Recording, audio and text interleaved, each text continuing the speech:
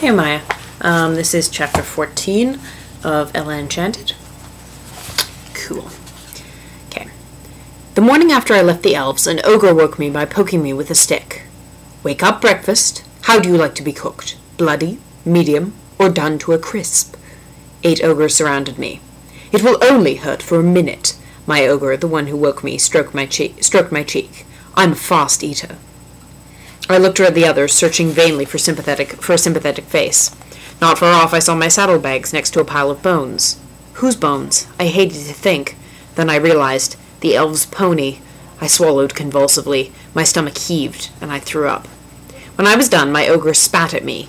His spittle burned my cheek. I wiped it off with my hand, and my hand burned too.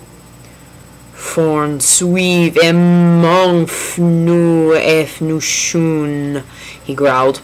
It will taste sour for hours.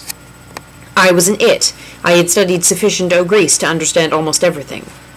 One of the women spoke. I think she was a woman because there was less hair on her face and she was shorter than my ogre, and I think he was a man. She called my ogre Sif and asked if he thought he was going to eat it all by himself. He answered that he found it and caught it, so it belonged to him. Anyway, he added, if he shared, there wouldn't be enough to go around, and besides, he'd allowed everyone to eat the pony. Her answer was that the pony had been last night, that they were hungry again, that he always had 100 reasons not to share, and that he didn't care if the whole tribe starved, so long as he got his special treat. He lunged at her, and she lunged at him. In a moment they were rolling on the ground, with everyone watching. Except me. I looked for a place to hide. Not far from where I stood was a low tree still covered with leaves. If I could get in there and climb it, maybe they wouldn't think to look up when they searched for me. I edged sideways. The combatants were pulling each other's hair and biting and yelling. I was halfway to the tree. It's escaping, Sif! One of the ogres yelled.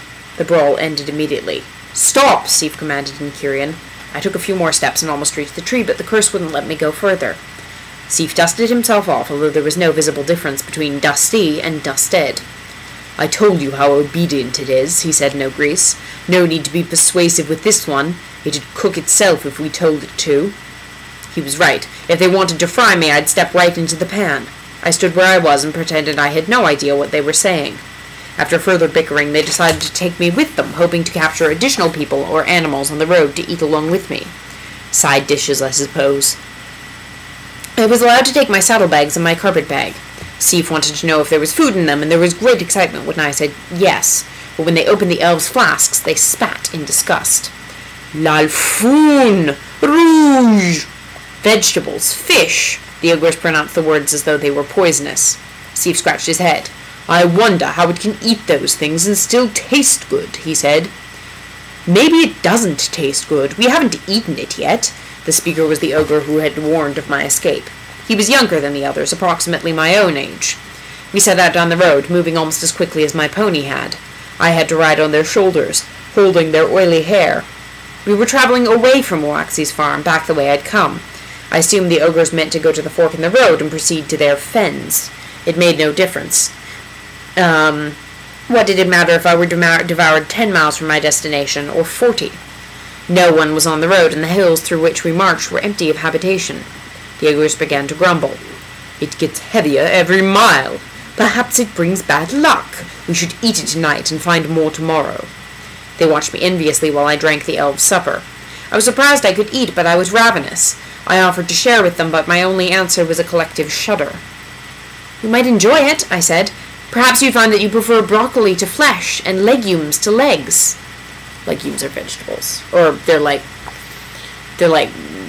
beans, I guess. Like the bean family, I guess. Yeah. The bean family is what legumes are. You can probably ask somebody else about that. I don't actually know what legumes are, but as far as I know, they're like the bean family. Okay. Anyway, so she's making a pun. Legumes to legs. The last suggestion made them laugh.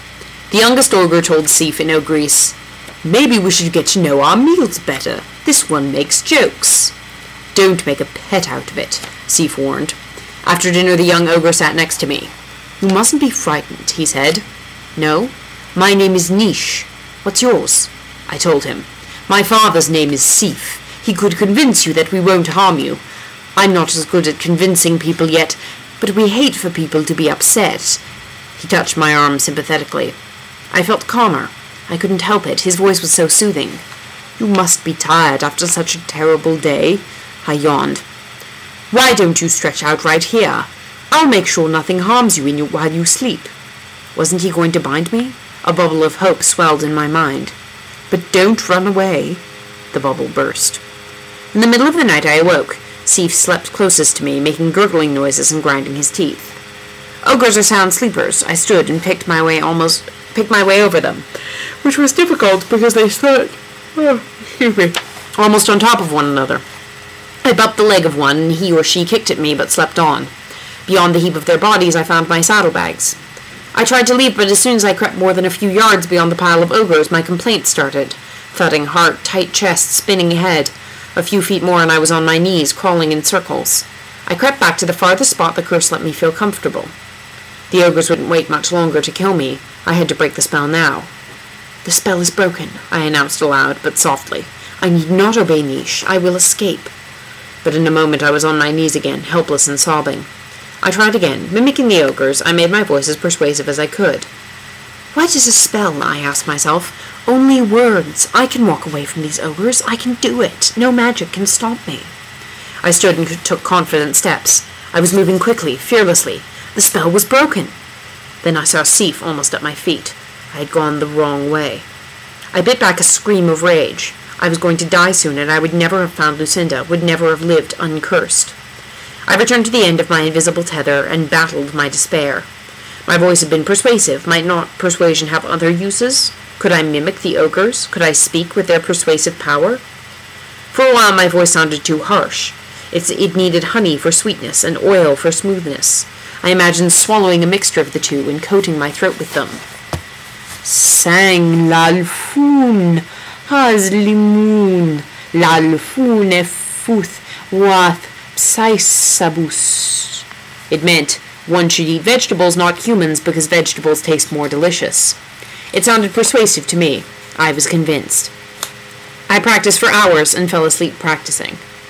And I woke up to Niche, practicing on me.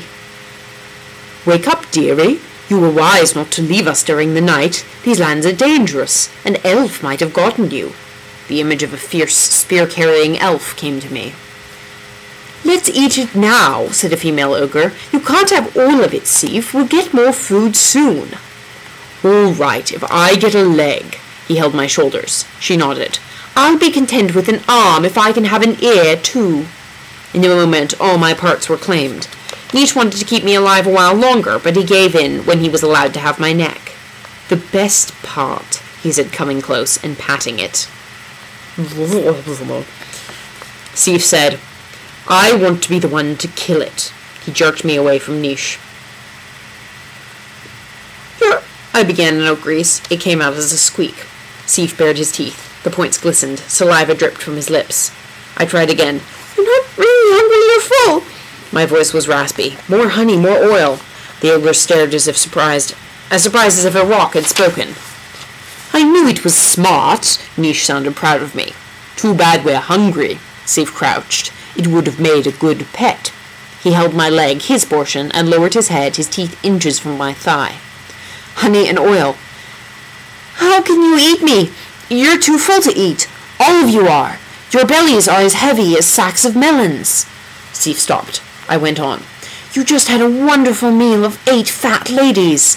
If you eat me too, you'll get sick. You want to go back to sleep off your big meal." Sif let me go. I stepped away from him. "You feel tired. The ground is so soft, so comfortable," I said.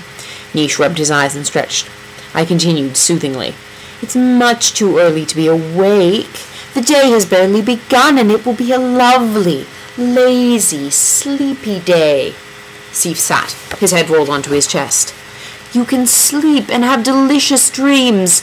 While you're sleeping, I'll find you another enormous meal of piglets and people and elves and elephants and horses and—" "No hornets," Niche muttered from a dream. Sleep had claimed them. They had returned to the heap of the night, again grunting and snoring and groaning. I almost laughed and broke the spell. Who was giving orders now? Yay! Okay. Bye.